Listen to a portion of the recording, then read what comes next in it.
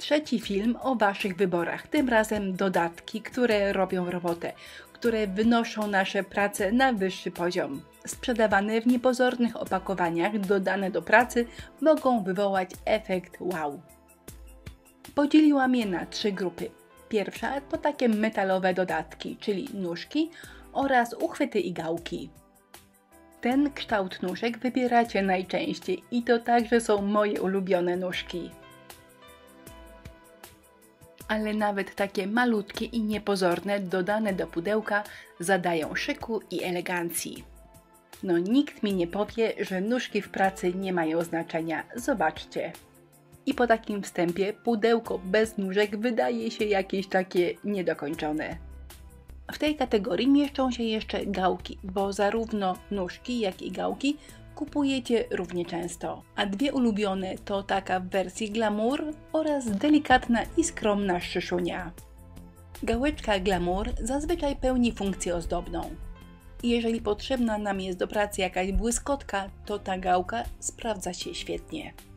A jeżeli potrzeba, to można gałkę przemalować i dostosować do swojej pracy, żeby pasowała idealnie. Ja lubię jeszcze takie maleńkie gałeczki, których nie widać, ale można do nich przywiązać różne urocze rzeczy, na przykład serduszko albo delikatną kokardkę. Kolejną kategorią bardzo przez Was lubianą są chwosty.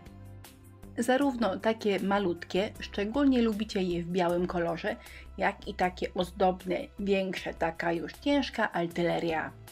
Ale czasami mamy taką potrzebę, takie marzenie, żeby nasz chwost idealnie, absolutnie idealnie pasował do naszej pracy. I wtedy można gotowego chwosta pofarbować albo zrobić od początku chwosta z frędzli. I to jest super, bo możemy sobie zrobić chwosta dokładnie takiego, jakiego chcemy. Zarówno jeżeli chodzi o grubość, długość, jak i kolor. Zrobienie chwosta z frędzli jest naprawdę bardzo proste. Zrobiłam dla Was o tym film i podlinkuję pod tym wideo. Docinamy, zwijamy, sklejamy, no i jeszcze może farbujemy, żeby nam dędadełko cudownie pasowało do naszej pracy. Bo miłość do chwostów własnej roboty to zawsze miłość odwzajemniona. A na pierwszym miejscu bez żadnego zaskoczenia po prostu nasze kochane koronki. Najbardziej kochacie klasyczne, bawełniane, ale takie elastyczne także są bardzo wysoko w rankingu.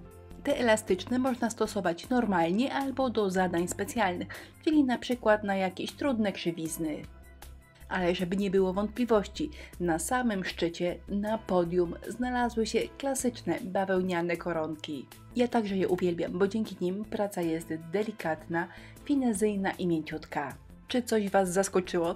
Czy wpisujecie się w wybory większości? Napiszcie w komentarzu. Do zobaczenia.